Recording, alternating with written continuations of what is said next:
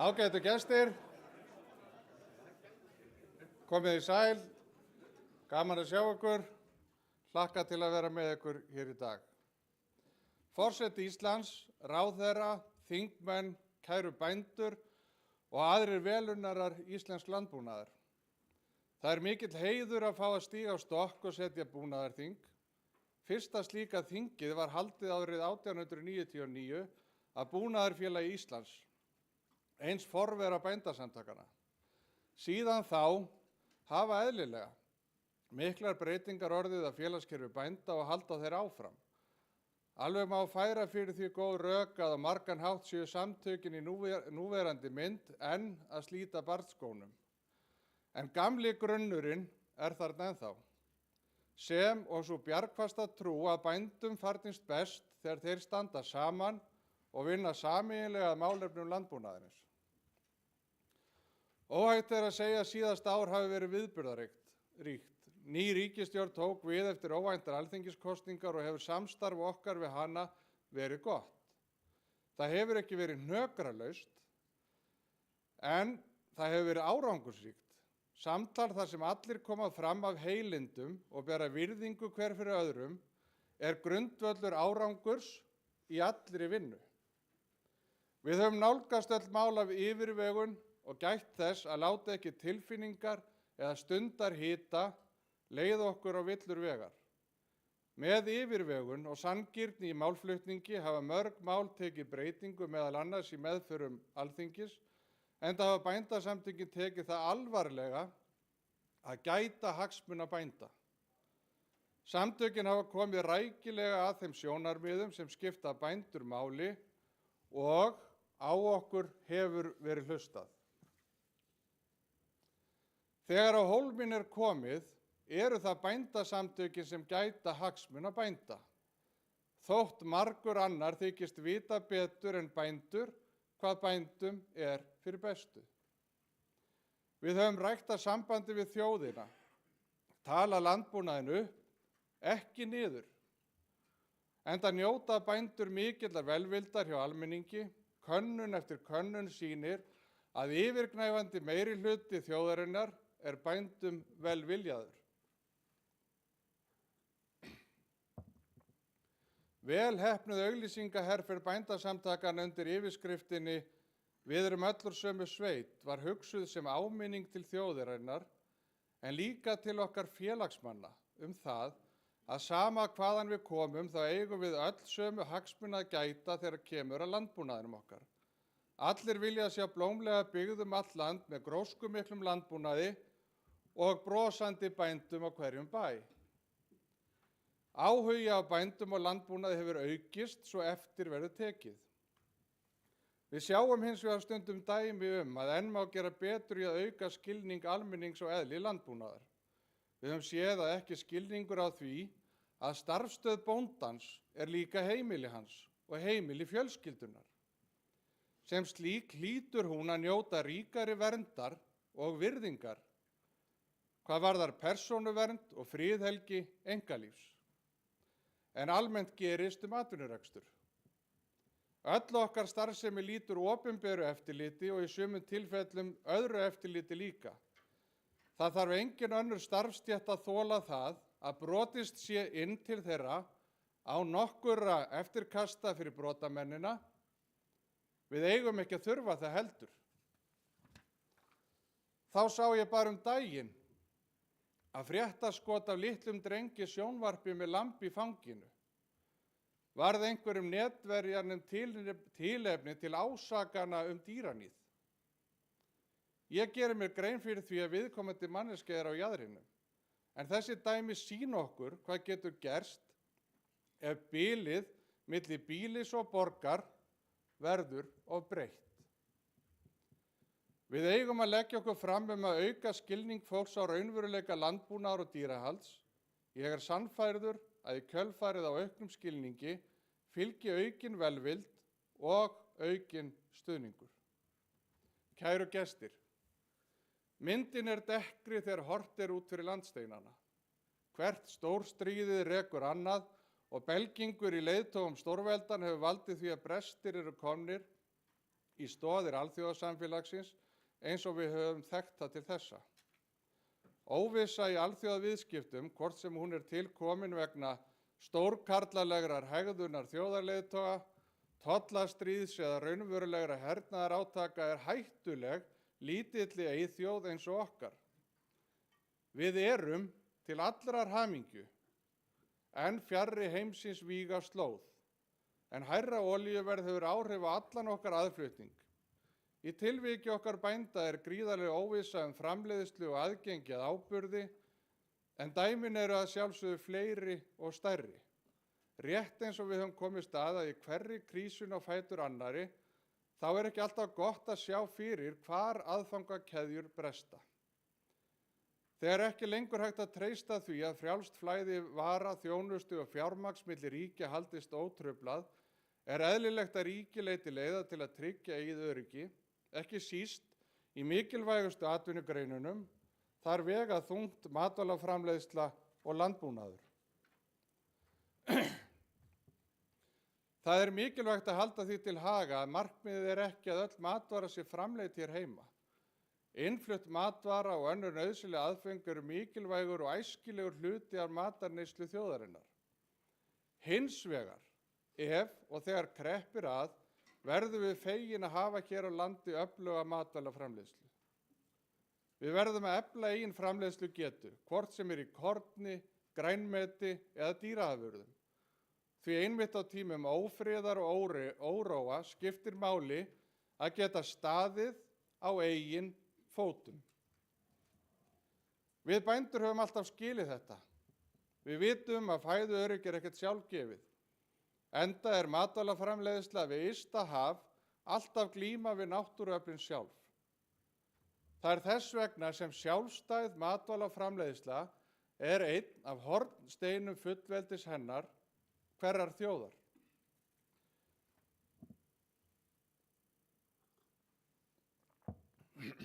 Kæra fundarfólk, nú stendur þjóðin á frammi fyrir ákvörðun hvort halda í áfram viðræðum við Evrópusambandið.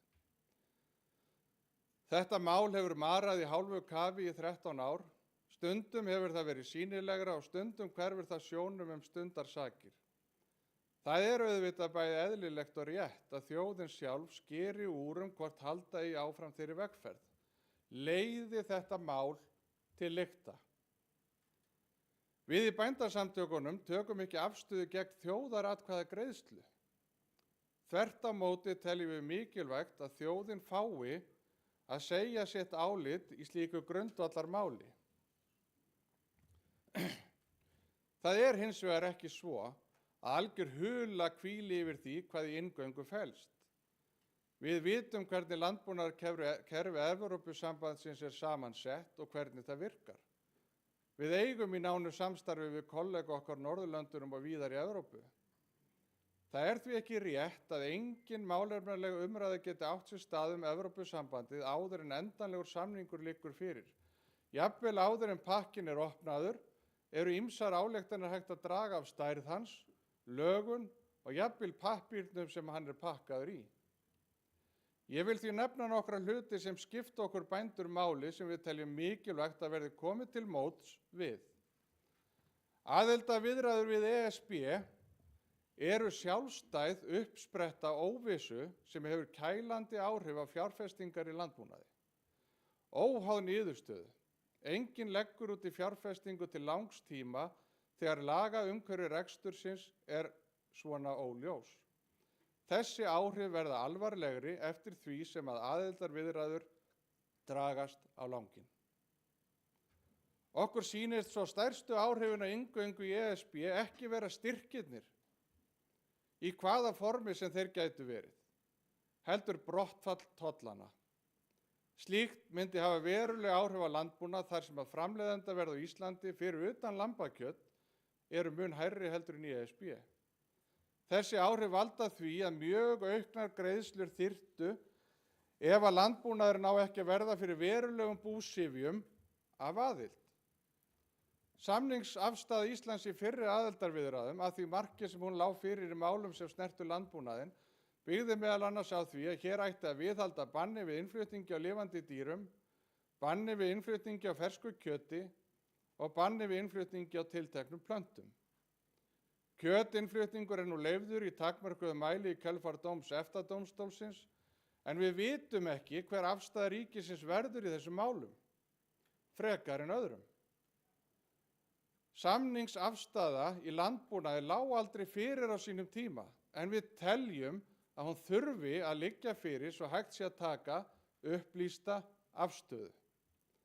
Aðalatriðið að ef viðræðum við ESB verður haldið áfram, vinni stjórnvöld náið með hagaðilum að mótun samningsmarkmiða og annarri vinnu í viðræðunum. Eigi landbúnaður á Íslandi ekki að verða fyrir miklu, varanlegu tjóni, verða stjórnvöld að knýja fram sérlausnir sem bíta. Líkurnar á slíkum málalyktum eru meiri ef bændasamtökin og aðrir upplýstir hagaðilar fá að taka virkan þátt í vinnunni með stjórnvöldum. Það væru stór mistök af hálfu stjórnvalda að halda bændum utan við þá vinnu og nýta sér ekki þekkingu þeirra til að ná sem bestri niðurstöðu fyrir Ísland. Fyrir lítið land eins og Ísland þá einsýnt að við þurfum að nálgast málefni sem þessi saman ef þjóðin ákveður að halda áfram. Því það vill stundum gleymast að landbúnaðarmál eru ekki sérhagsmunir bænda, heldur almannahagsmunir. Sveitin, maturinn, ræktarlandið, dýrin og bændurnir, allt þetta stór og mikilvægur hluti þjóðarsálarinnar og samfélagsins. Og þetta þáttur sem almenningur vill standa vörð um. Kæra fundarfólk, nú blasir við okkur eitt stærsta verkefni síðustu ára. Búvörusamningar að renna út og vinna við heildarendurskoðun starfsskilyrða landbúnaðarins framundan. Við þurfum í samvinnu við stjórnvöld að finna leiðir til að bæta stuðningskerfið, auðvelda fjárfestingu og nýliðun og tryggja bændum sanngjarnar tekjur fyrir þeirra vinnu og framleiðslu. Bændur hafa verið mjög skýrir í sinni afstöðu. Við viljum réttlátt kerfi sem byggir á trausti, fyrirsjáanleika og sanngirni.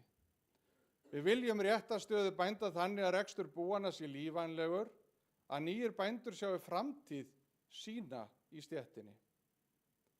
Við viljum að íslenskur almenningur hafi upplýsingar það hvaðan matvælin komi og að með því að versla íslenskt þá getur fólk treyst því að hvergi slegið af kröfum í gæðum eða aðbúnaði. Hvorki verkafólks né máleysingja. Tollverndin verður áfram einn megin þátturinn í þeirri vinnu. Hún þarf að fylgja verðlagsþróun og tryggja bændum jafna samkeppnisstöðu. Við viljum að stjórnvöld horfi á hana ekki sem hömlur eða forréttindi, heldur sem samfélagslegt tæki til að efla matvælaframleiðslu, treysta byggð í landinu og tryggja fæðuöryggi. Þá þurfum við að leysa úr málum sem snúa að búvörulögum og afurðastöðvum, tryggja nauðsynlega hagræðingu, en gera það með samráði, ekki yfirboðum. Það sem mun skipta mestu máli í allri þessari vinnu samstaða bænda. Eðlilega eru hér skiptar skoðanir eins og allstaðar. Þar sem fleiri en 2 bændur koma saman. Það hins vegar mikilvægt að missa ekki sjónar á því sem við eigum sameiginlegt. Við erum ekki bara fulltrúar ólíkra búgreina. Við erum ein stétt. Með það sameiginlega markmið að tryggja íslenskum landbúnaði framtíð og íslenskum bændum réttláta afkomu. Við stöndum frammi fyrir stórum verkefnum, en ef saga okkar kennir okkur eitthvað, þá það að með samstöðu og seiglu höfum við staðið af okkur margan storminn í gegnum árin, og það getum við enn.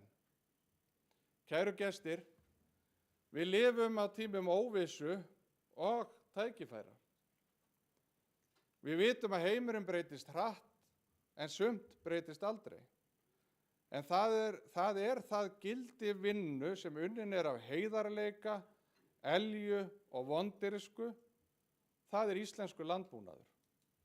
Ég hef trú á framtíðinni, trú á að samvinna bænda og stjórnvalda geti skilað íslensku landbúnaði starfsskilyrðum sem ýta undir vöxt, fjárfestingu og nýsköpun og stöðugleika til næstu áratuga.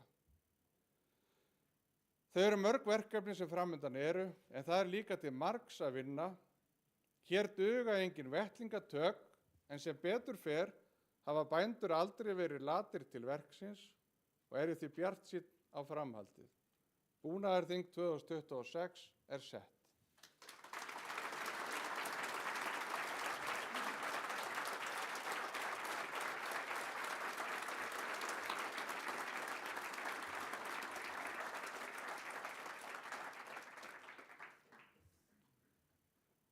Forseti Íslands Halla Tómasdóttir, gjörðu svo vel.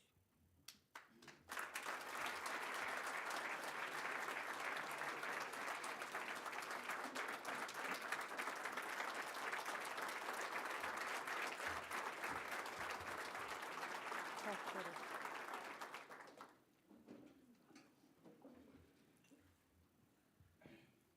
Formaður, ráðherra og aðri góðir þinggestir, kæru bændur, kæru vinir.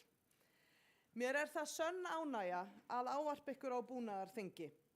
Þið sem hér komið saman berið mikla ábyrgð á einni mikilvægustu undirstöðu samfélagsins, framleiðslu íslenskra matvæla og annarra afurða, og eruð jafnframt í fararbroddi þeirra sem nýta og varðveita dýrmæta náttúru Íslands. Sjálf er ég alin upp á Kársnesinu í Kópavogi, en dvaldi sem barn allnokkur sumur í sveit í Hjaltadal í Skagafirði. Ýmsar góðar minningar hafa fylgt mér þaðan. Ilmurinn af heyinu, samskiptin við dýrin, tengslin við náttúruna og tilfinning fyrir samhengi hlutana. Þetta er allt saman eitthvað sem er mér ennþá mjög mikils virði. Þar í Skagafirðinum gerði ég mig fljótt grein fyrir að matur verður ekki til að sjálfu sér og ég lærði að meta natni, þekkingu og þrautseigju ykkar sem ræktið landið.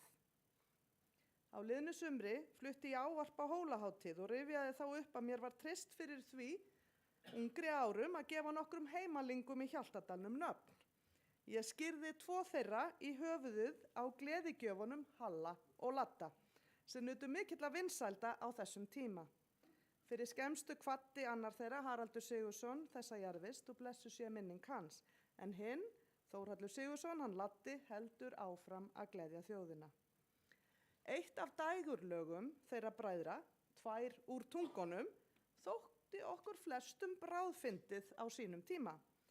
En þegar betur er að gáð, má þó velta fyrir sér hvort sú saga sem þar er sögð, vissulega með bros á vör, hafi ýtt undir lífseigar en villandi staðalmyndir lífið og fólkið í sveit og borg. Við Íslendingar erum að mínu mati einfaldlega of fá til að geta leyft okkur þann munað að skipta okkur upp í andstæðar fylkingar. Styrkur okkar liggur í samtakamætti og hann þurfum við að rækta að sömu alúð og landið sjálft. Líkt og stundum áður stöndum við Íslendingar á tímamótum. Uppruni matvæla, sjálfbærni og fæðuöryggi skipta sífellt meira máli í alþjóðlegu samhengi. Og þar stöndum við Íslendingar vel að vígi. Við höfum aðgang að hreinu lofti, gnægð drykkjarvatns, jarðhita, víðáttum og dýrmætri menntun. Þetta eru auðlindir sem gera okkur kleift að framleiða matvæli í hæsta gæðaflokki fyrir okkur sjálf og líka fyrir aðra. Matvælin sem hér verða til leggja grunn að öryggi þjóðarinnar. Á tímum óvissu í heiminum verður sífellt mikilvægar að efla innlenda framleiðslu, nýsköpun og fjölbreytni, svo við séum betur í stakk búin til að takast á við margháttaðar áskoranir framtíðarinnar. Framundan er einnig mikilvægt lýðræðislegt verkefni. Það stefnir í að þjóðin muni innan fárra mánuða taka ákvörðun næstu skref í samskiptum sínum við Evrópusambandið. Sú ákvörðun kallar á yfirvegun, opið samtal og gagnkvæma virðingu fyrir ólíkum sjónarmiðum. Það er eðlilegt og í raun styrkur þjóðar að hún geti litið á kosti og galla í stórum málum með ólíkum augum. Andspænis öllum stórum ákvörðunum, hvort sem þær varða okkur sem einstaklinga eða sem þjóð, skiptir máli að við gefum okkur tíma til að hlusta, vega og meta hlutina og byggja mat okkar og ákvarðanir á traustum upplýsingum. Það krefst hugrekkis að takast á við flókin viðfangsefni af yfirvegun. Raddir fólks allt land þurfa að fá að heyrast. Þar með talið þeirra sem bera ábyrgð á matvælaframleiðslu landsins. Matarkista Íslands margþætt. Í henni finnum við ekki bara landbúnaðarafurðir heldur einnig sjávarfang. Í fjölbreyttum afurðum beggja atvinnugreina felast tækifæri til verðmætasköpunar, nýsköpunar og aukinnar velsældar öllum til handa. Matarkistan Ísland geymir ekki aðeins úrval gæða afurða, hún einnig táknmynd ábyrgðar, þekkingar og framtíðarsýnar. Það sem við leggjum í þessa kistu nú stundir mótar lífsgæði og velsæld komandi kynslóða. Gerum ekki lítið úr því. Og tækifærin í íslenskum landbúnaði eru ótal mörg. Með markvissari nýtingu jarðhita getum við aukið grænmetisrækt til muna og styrkt þannig bæði fæðuöryggi þjóðarinnar og almenna lýðheilsu. Innlend framleiðsla einnig lykill að sjálfbærni og jákvæðum viðskiptajöfnuði. Skógrækt vaxandi grein sem tengist vissulega landnýtingu og loftslagsmarkmiðum en auk þess timbur sem og verður framtíðarauðlind. Mig langar líka til að nefna þörungarækt sem farin að ryðja sig til rúms hérlendis og gæti gegnt mikilvægu hlutverki fyrir sjálfbæra matvælaframleiðslu framtíðarinnar, bæði fyrir menn og dýr.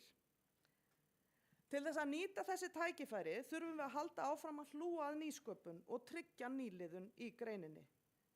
Það sérstaklega ánægjulegt að sjá að sífellt fleiri konur sækja sér menntun og störf á ykkar vettvangi. Fjölbreytni og verður áfram ómetanlegur styrkur þessa samfélags. Við megum heldur ekki gleyma þeim sem færa hráefnið úr matarkistunni okkar og upp á disk. Okkar framúrskarandi kokkum sem hafa sýnt og sannað að íslenskur matur getur staðið jafnfætis því besta sem þekkist í heiminum. Ísland ekki aðeins fallegt land, það líka land sem gælir við bragðlaukana. Við Björn, bóndi á Bessastöðum eins og þið viljið væntanlega kalla hann, frekar en forseta gæja, reynum að nýta hvert tækifæri og leggja þannig okkar af mörkum til að kynna matarkistuna Ísland og segja frá því hvað hún hefur upp á að bjóða. Þetta gerum við bæði hér heima á Bessastöðum og erlendis með því að lyfta íslensku hráefni og íslenskri matargerðarlist með því að vinna með kokkalandsliðinu og fleira við öll þau tækifæri sem við getum.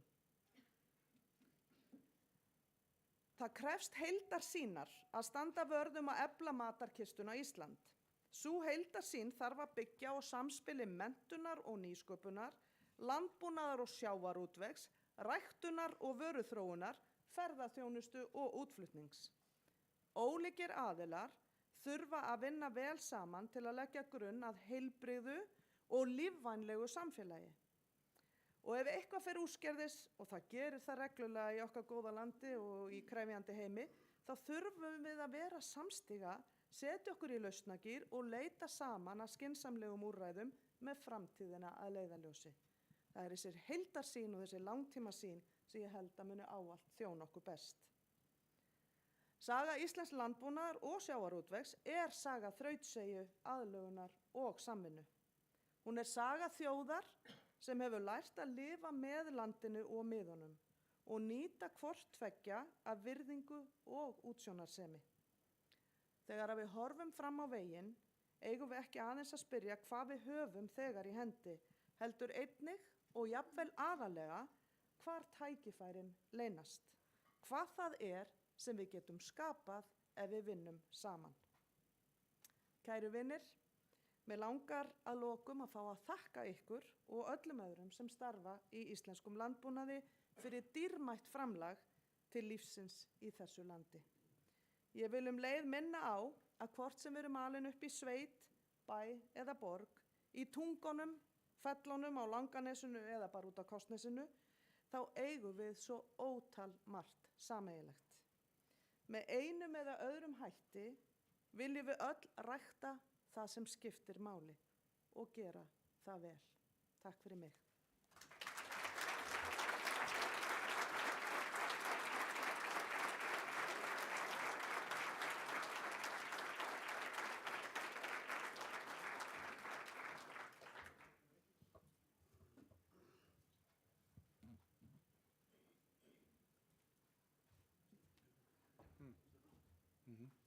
Akkur verið að fjölga hérna míkrafónum þegar ég er hættur að tala.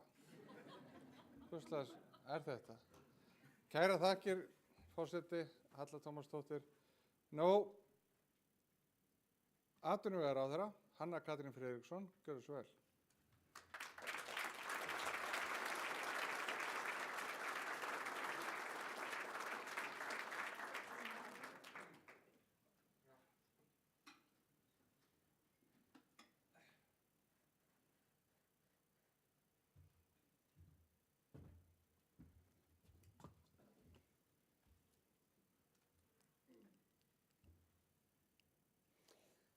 Forseti Íslands, formaður, búnaðarþingsfulltrúar og aðrir góðir gestir.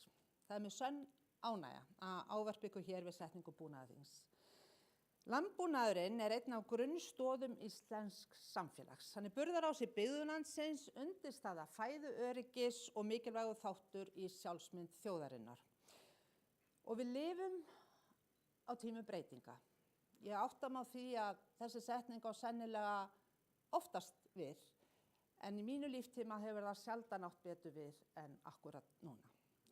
Slíku tímum fylgja bæði áskoranir og tækifæri og þetta getur farið saman.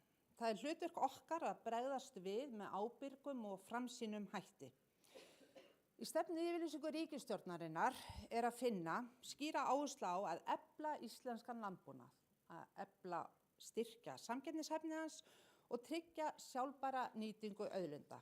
Það er leiðarljós í okkar störfum. Við byggjum á landbúnaðarstefnu sem Alþingi samþykkti árið 2023. Þar er lögð áhersla á að byggja upp samkeppnishæfan og sjálfbæran landbúnað sem nýtir auðlindir landsins með sjálfbærum og ábyrgum hætti, styður við fæðuöryggi og verðmætasköpun allt land.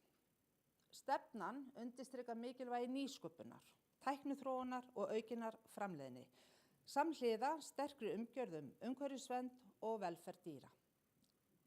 Jafnframt er lögð áhersla á að efla byggðir, bæta rekstrarumhverfi greinarinnar og tryggja að landbúnaðurinn verði aðlaðandi kostur fyrir komandi kynslóðir. Við erum nú að klára formlega framlengingu gildandi búvörusamninga til loka árs 2027.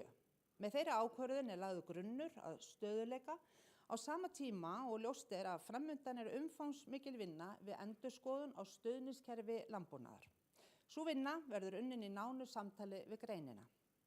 Markmiðið er að tryggja að stuðningurinn endurspegli breyttar aðstæður, auki sveigjanleika, styðji við nýsköpun og framleiðni og taki mið af auknum kröfum samfélagsins sjálfbærni, gagnsæi og ábyrgð.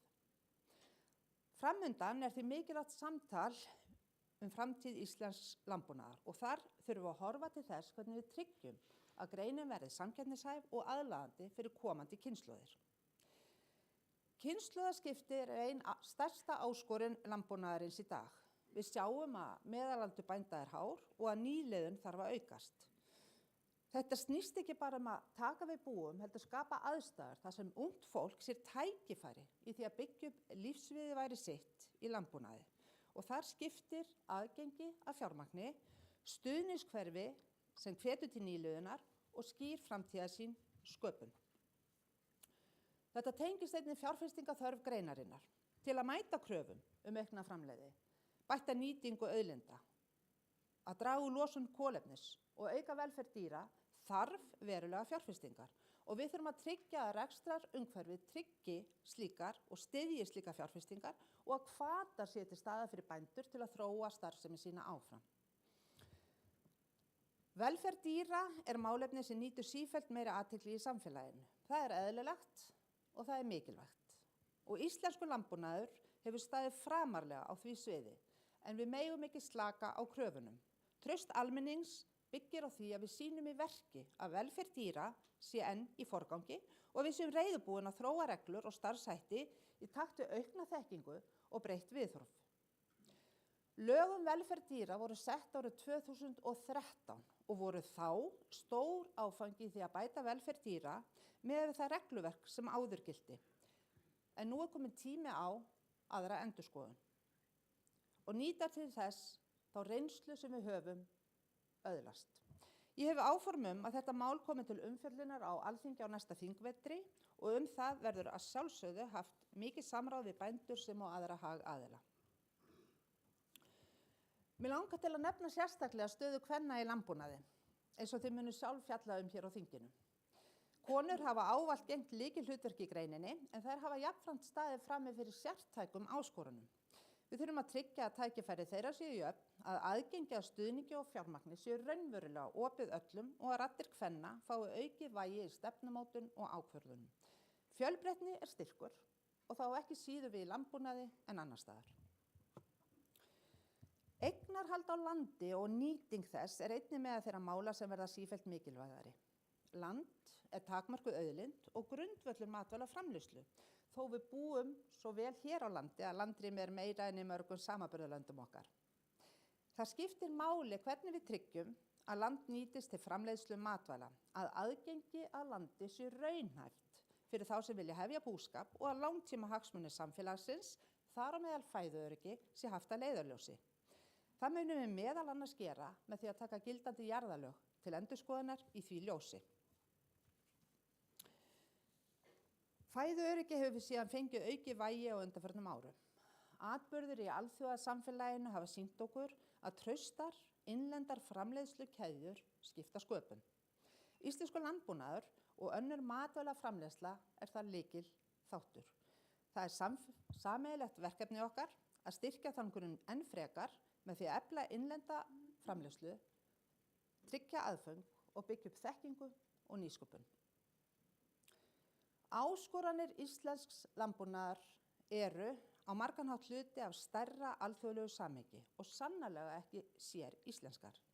Víða heim glímir greinin við hækkandi meðalaldur bænda og erfið kynslóðaskipti, auk þessum óstöðugar aðfangakeðjur og hækkandi verð á aðföngum hafa haft veruleg áhrif á rekstrarskilyrði.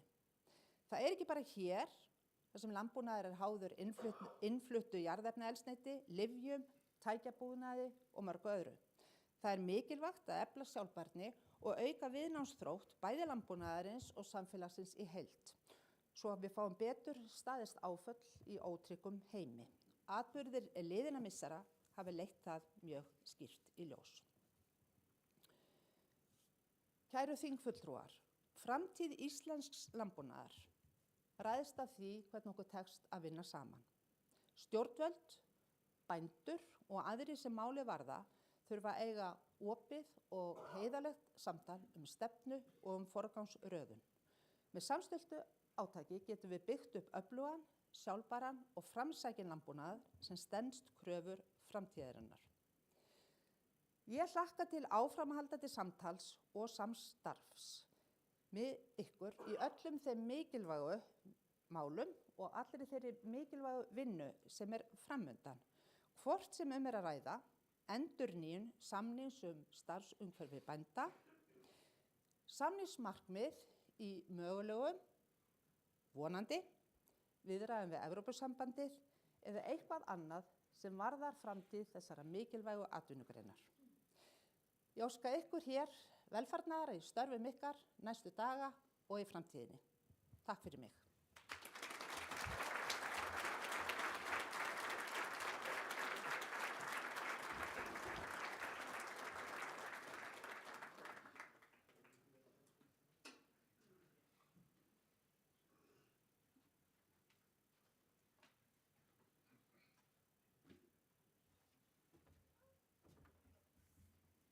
Kærar þakkir, Hanna Katrín, atvinnuvegaráðherra. Þá er komið að næsta lið, það eru landbúnaðarverðlaun og það er atvinnuvegaráðherra, Hanna Katrín Friðriksson. Gjörðu svo vel.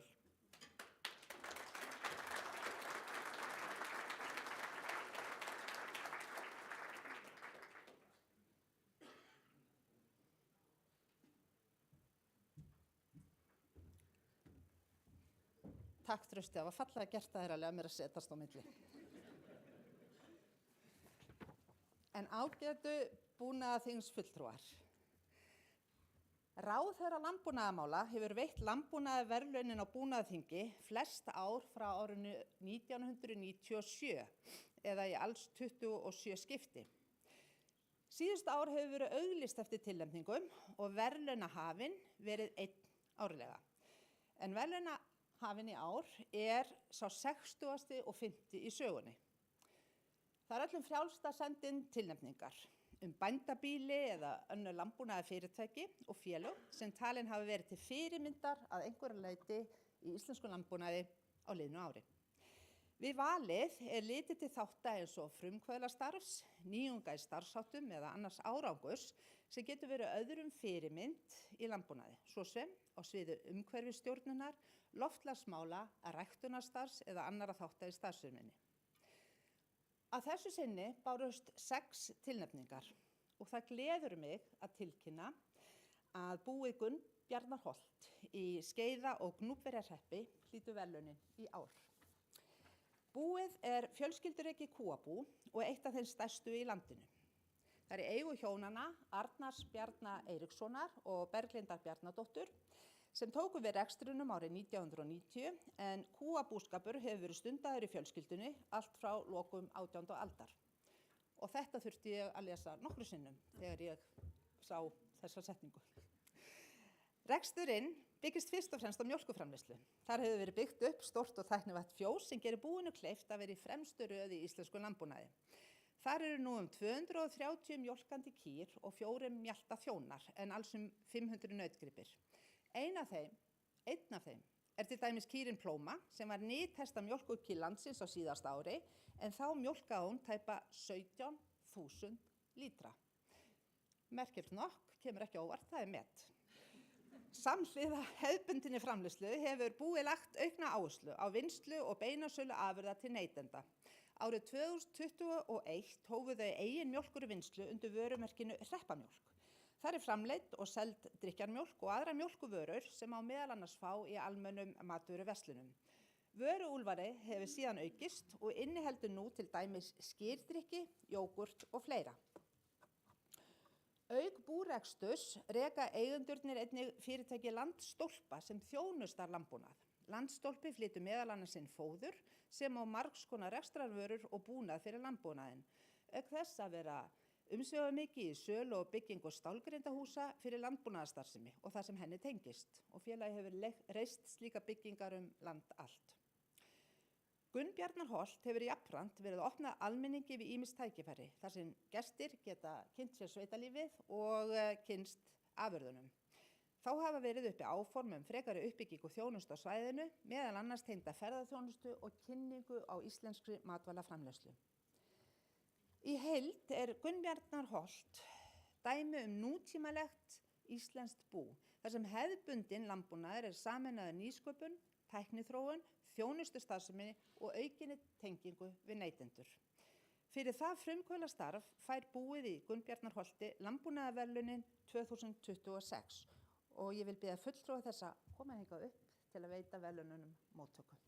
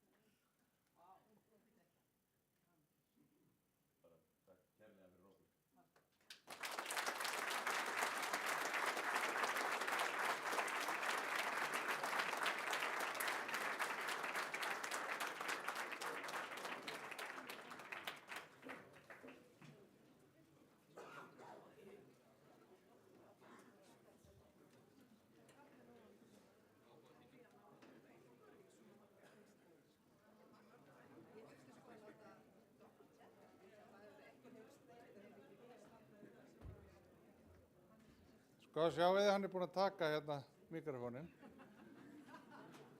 Herðu, kæru vinir, fjölskyldan í Gunnbjarnarholti innilega til hamingju með verðskuldu landbúnaðarverðlaun. Nú, konur í landbúnaði, Herdís Magna Gunnarsdóttir, gjörðu svo vel.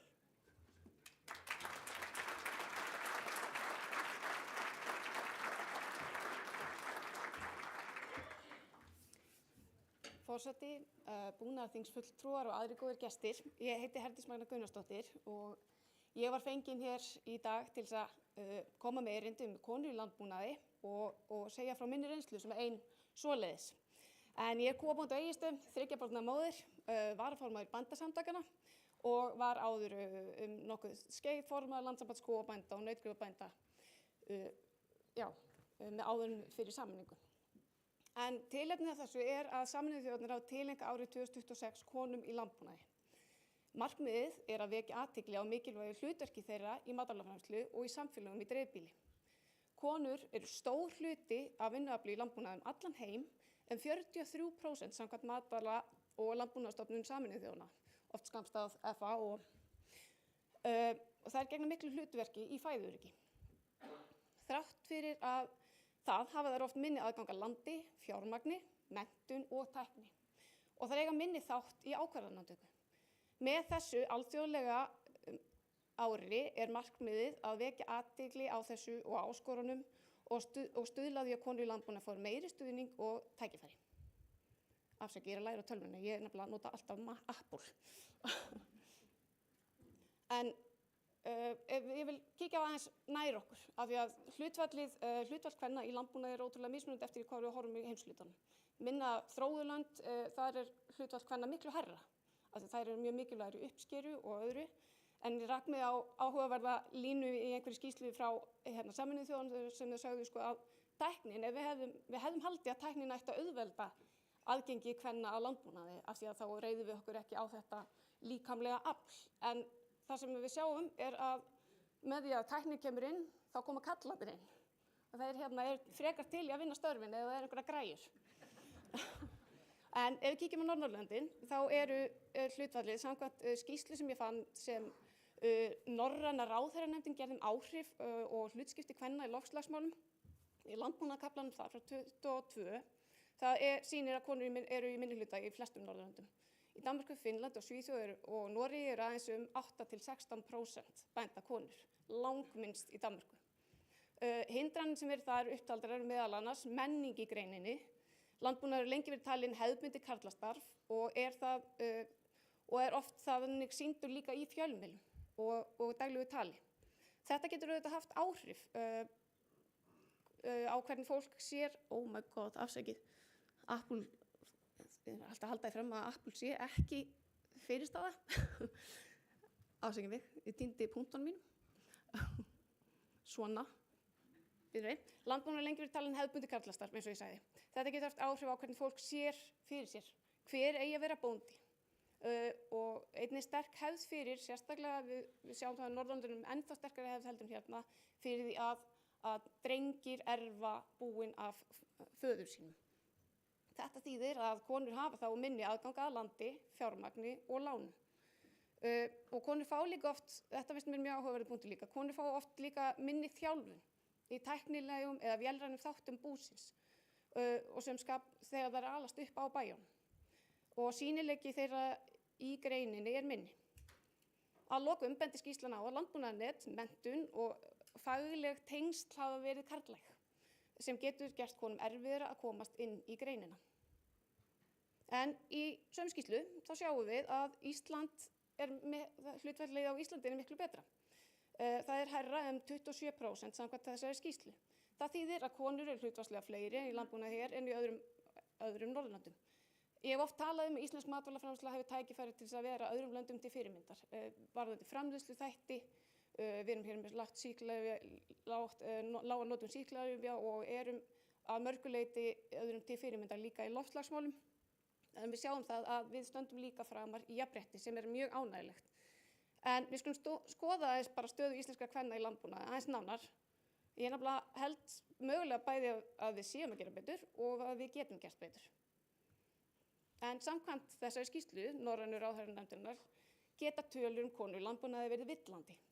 Þar sem konur eru oft ekki skráðar sem aðalbændur þrátt fyrir að taka virkan þátt í rekstri. Þetta bendir til þess að raunverulegt hlutverk kvenna í landbúnaði sé líklega vanmetið í opinberum gögnum. Það fer einnig saman við þegar við förum að skoða gögnin hérna heima á Íslandi. Skýrslan sem ég talaði áðan sagði að hlutfallið væri 27%, en samkvæmt staðgreiðsluskrám má þá sjá að hlutfallið er 40% af þeim sem starfa í landbúnaði eru konur. Sömuleiðis eru meðlimir bændasamtakanna 40% konur. En konur eru í meira mæli að mennta sig í greininni. Ef það er horft til kynjahlutfalls þá hafa verið útskrifaðir búfræðinemendur frá 99, mun fleiri karlar, en þetta er að breytast hratt á síðustu árum. Núna síðustu ár hafa konur verið miklu meiri hluta í búfræði. Sömuleiðis sjáum við sömu þróun í öðru háskólanámi að konur eru mun fleiri þegar kemur að háskólanámi, bachelorgráðu og master. Og svo verðum við alltaf fyrir okkur hérna, en hvernig stöndum við í bændasamtökunum? Þær eru ennþá oft í minnihluta í stjórnum, þær eru sjaldnar formenn búgreina. Við höfum ekki ennþá verið með kjörinn formann bændasamtakana, þó að varaformaður hefði einu sinni komið inn sem var kona. Og fulltrúar hér búnaðarþingsviti, hvernig þeir skiptast? Þeir eru 70% karlar. Þannig að við höfum greinilega eitthvað sem við þurfum að bæta.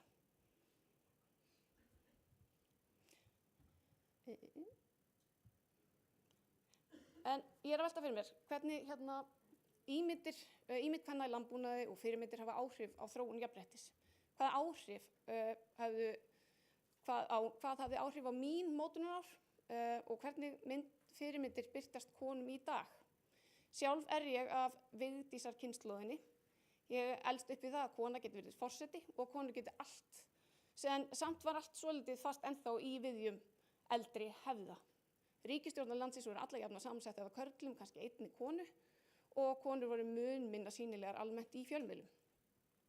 Þarna í bakgrunninn set ég mynd af mömmu, svona klassísk mynd af konu sem vinnur utan bús á skrifstofu þarna sem blaðamaður og krakkinn svona með í fanginu. Þetta er alveg stórkostleg mynd af móður minni, henni Vigdísi. Mamma er hérna eina af þessum ofurkonum sinnar kynslóðar og mjög klassísk fyrir konu, sérstaklega þessa tíma líka sem eru unnu í landbúnaði. Hún er þriggjabarnamóðir, vinnur utan bús, ýmist sem kennari eða blaðamaður, keyrði með okkur krakkastrólluna heim í hádeginu til að græja hádegismatinn fyrir pappa og vinnumennina, keyrði svo aftur með okkur í skólan og svo á kvöldin man ég hún var að fara yfir heimadæmin og klára bókhaldið. Svo náttúrulega af því að þetta var svo rólegur dagur hjá henni, þá var hún líka í pólitík og svona þegar ég náði upp í eldavélinni þá var mér kennt að hita upp kvöldmatinn svo hún geti farið á bæjarstjórnarfundi. Þannig að svona ómeðvitað, þá kannski bara ólst ég svolítið upp í að konur geti gert hvað sem er, því að mamma virðist geta gert það. Það er svona að hún hristir svona 3 rétta sunnudagskvöldverð fyrir stórfjölskylduna bara úr vinstri erminni og skiptir ennþá dekk á bílnum. En svo er ég líka aðeins að hugsa hvernig þessi þróun hefur verið. Margar konur aðeins eldri en ég, af eldri kynslóð, hafa talað að þær hafi séð sig knúnar til þess að þurfa að setja hárið í tagl, verið í dragt og vera flatbotna til þess að þeir eru bara hlustað á þær. Og það er hennar trúverðugar. Þetta held ég sé að breytast. Konur eru farnar að geta verið miklu meira bara það sjálfar. Það er hlustað á þær þó þessu í kjól og hælum. Og ég sé líka að það er að breytast birtingarmynd á samfélagsmiðlum. Það er miklu meira ábyrgjandi að séu áhrifavaldar konur í landbúnaði. Og ég setti mynd af henni Mari, þessi þýska kona í traktornum.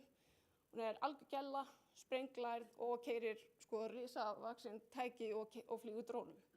Þannig að við erum klárlega komin með miklu meiri fyrirmyndir og við erum bara orðin nokkuð vön í að ráðherra málaflokksins sé kona líka. Og það skiptir okkur auðvitað máli. En ég velti fyrir mér, hafði ég einhver áhrif mögulega? Ég held að það var ekki eitthvað markmið hjá mér endilega.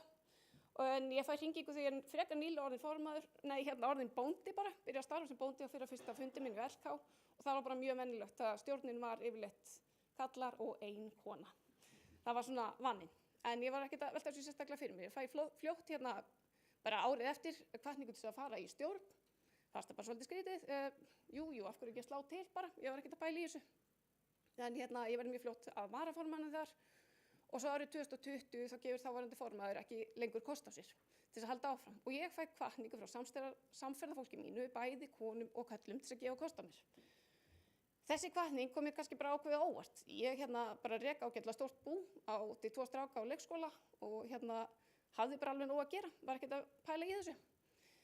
En ég sló til, ég fekk alltaf hvatningu, fekk með ennþá meiri hvatningu og maðurinn minn var alveg klár í slaginn, voru geggjuð í Sardís og þetta skipti auðvitað máli.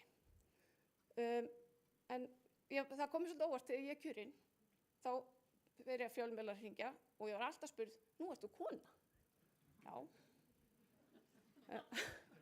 Og ég brenn líka fyrir ýmislegt. Þetta er ótrúlega sérstakt og ég reyndi markvisst að eyða því. Ég held að bara verið endanum, mér tókst ágjörlega vel upp með, ég held að vera einn fjölmiðill sem hafði fyrirsögnina fyrsta kona. Að mér fannst algjörlega fáránlegt að það þurfi alltaf að vera fréttin og það sé fyrsta kona. Og ég ætla rétt að vona að næsta kona sem er kosin sem formaður, búgreinari eða bændasamtakanna verði spurð út í hvað hún brennur fyrir og hvað hún ætlar að berjast fyrir. Ekki bara að hún sé kona eða hvort hún sé byrja að safna hári. En ég velti fyrir mér að þarna er mynd nefnilega af fyrstu stjórningu sem ég var í. Það var önnur kona, hún var í fæðingarorlofi. Næsta ár voru bara kallar og ég. En svo verði ég formaður og myndin hérna út í horni sýnir hvernig stjórnin leit út á svona seinni árum eftir ég var formaður. Breytti einhverju að ég hef verið formaður? Ég er ekki alveg uppið að ég var á montinn og ég ætla ekki að segja að það hafi verið það, en ég held að það bara óvart hafið áhrif. Konur hringja aðrar konur, það tengslaneyti er öðruvísi og við förum að sjá fyrir okkur að konur geti átt pláss. Ég reyndar, þorði varla að segja frá því, en ég rak mig á mína eigin fordóma og fyrirfram hugmyndir í hausnum. Ég sá alltaf fyrir mér að formaður væri fullorðinn kall, ekki yngsta stelpan í stjórninni. En já, eins og ég sagði, ég fekk mikinn stuðning frá bæði mönnunum sem ég starfaði með í stjórn og auðvitað heima fyrir. Það er ég ægilega þakklátt fyrir. Karlar nefnilega gegna lykilhlutverki í því að efla stöðu kvenna í landbúnaði. Í fyrsta lagi skiptir það máli að það ríki gagnkvæmur stuðningur og samvinna bæði á heimilinu og í daglegum bústörfum. Í öðru lagi er mikilvægt að konur hafi jöfn tækifæri til að taka þátt í ákvarðanatöku, hvort sem það snýr að rekstri, fjárfestingum eða þróun búsins. Karlar geta líka stutt við konur með því að deila þekkingu sín og reynslu en jafnframt að vera opnir fyrir því að læra af konum og viðurkenna þeirra sérþekkingu. Einnig skiptir máli að karlar taki þátt í að brjóta niður hefðbundnar staðalmyndir hlutverk kynjanna í landbúnaði. Það er mikilvægt að endurskoða hvernig við til dæmis bara ölum börnin okkar upp.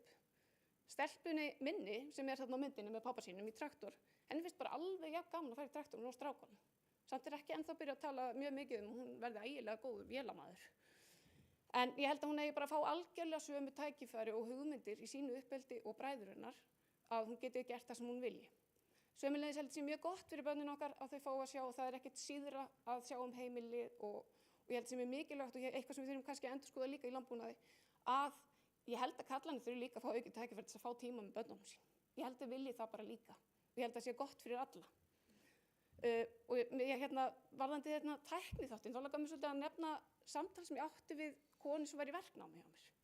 Hún sagði mig þegar ég var lítil, pabbi bifvélaverki, þá hafði pabbi bara ekki sömu þolinmæði til að kenna mér og bræður mínu. Og ég er bara svo þakklátt fyrir að Diddi eru alltaf nefnda, maðurinn minn heitir Diddi, að Diddi eru alltaf nefnda, hann er þolinmæði til að kenna mér og hefur bara sett mig í verkefni sem ég held að ég get ekki. Þetta skiptir máli.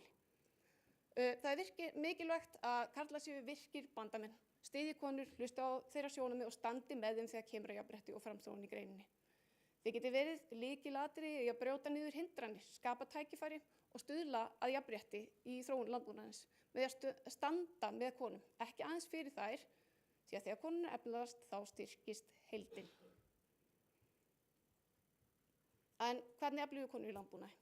Það dugar ekki tuða við eldhúsborðið eins og Sigurbjörg kom svo vel á orði hérna í viðtali við Bændablaðið. Ég vil skora á konur hér í landbúnaði að taka meira pláss, skrifi greinar og taki þátt í félagsstarfi. Hvetjum aðrar konur áfram og lyftum hver annarri upp. Sömuleiðis er ég búin að skora á mennina hér inni að hvetja konuna sínar heima og líka þær sem við starfið með. Skoðu hvernig hvort þið getið veitt meira ábyrgð og hvattar áfram. Fjölmiðlar þurfa að gæta þess að beina sjónum sínum jafnt að konum og körlum og kannski endurhugsa hvernig spurningar það er, hvort það sé munur á spurningunum sem við spyrjum konurnar og karlana. Ég man ekki mikið eftir, það er stundum spurt skeggið að vísu. En skoðum hvernig við getum bætt okkur í uppeldi barnanna okkar, tökum stelpurnar líka með á verkstæðið. Norræna skýrslan nefnir minni þjálfun í tæknilegum þáttum sem hindrun kvenna í landbúnaði. Þetta held í sér rauninni kannski líka bara fyrirstaða fyrir nýliðun í landbúnaði. Það er alltaf að verða flóknar að vera bóndi. Nýrri tækni krefst sérhæfðari þekkingar og strjálbýli gerur aukna kröfur að geta retta sig í alveg ótrúlegustu hlutum. Bændur eru smiðir, píparar, bókarar, rafvirkjar og ég veit ekki hvað fleira. Ég samfara aukin þekking og geta til að gera við húsnæði og vélar myndi tryggja konum með aukið sjálfsöryggi til að gerast bændur. Og á þetta mætti leggja aukna áherslu í námi í landbúnaði. Stjórnvöld geta leitað leiða til að innleiða raunverulegar breytingar á stefnu, fjárfestingu og stuðningskerfum til að efla stöðu kvenna í landbúnaði. Sömuleiðis er grundvallaratriði að bæta rekstrarskilyrði svo að landbúnaður verði fjölskylduvænni og þetta er gríðarlega mikilvægur þáttur í nýliðun sem aukin jafnrétti og aukin þátttaka kvenna í landbúnaði ætti að skila sér aukin nýliðun í greininni. Lausnin á þessu öllu og fyrir nýliðun er að gera búrekstur fjölskylduvænni. Ungt fólk í dag vill bara til dæmis komast á fótbolta með börnunum sínum á sumrin eins og aðrir. Bætt rekstrarskilyrði og afkoma er grunnur á því að bændur geti ráðið til sín afleysingu svo þau geti átt meiri tíma með fjölskyldunni. Af hverju skiptir þetta máli? Nú þegar vinna 1,2 til 1,3 milljarðar manna í landbúnaði og matvælakerfum heimsins, samkvæmt Matvæla- og landbúnaðarstofnun Sameinuðu þjóðanna.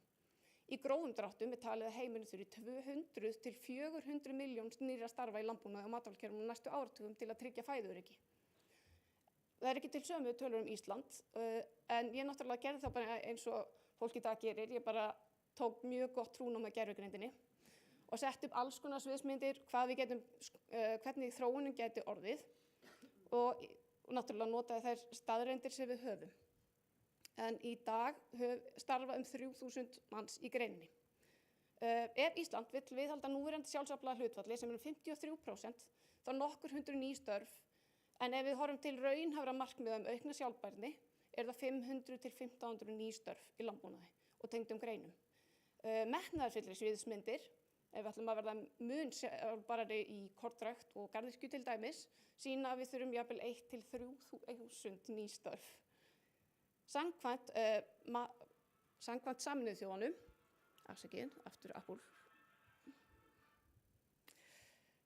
Samkvæmt Sameinuðu þjóðunum gæti landbúnaðarframleiðsla heimsins aukist verulega ef konur höfðu sama aðgang að landi, fjármagni og öðrum auðlindum og karlar. Það geti jafnvel hjálpað til við að draga úr hungri í heiminum. Þess vegna er mikilvægt að efla konur í landbúnaði, ekki bara fyrir jafnrétti, heldur líka fyrir framtíð matvælaframleiðslu. Það er mikilvægt að efla konur í landbúnaði vegna þess að það styrkir greinina í heild. Þegar við gefum fleiri tækifæri, líka konunum, koma fram nýjar hugmyndir og meiri nýsköpun. Að lokum skiptir þetta máli fyrir fæðuöryggi, því landbúnaður er grundvöllur af þess að við getum framleitt mat fyrir samfélagið. Konur hafa alltaf gegnt mikilvægu hlutverki í landbúnaði, bæði á Íslandi og allan heim. Með því að efla stöðu þeirra, skapa fleiri tækifæri og stuðla að jafnrétti getum við styrkt landbúnaðinn og tryggt sterkari framtíð fyrir matvælaframleiðslu. Takk fyrir.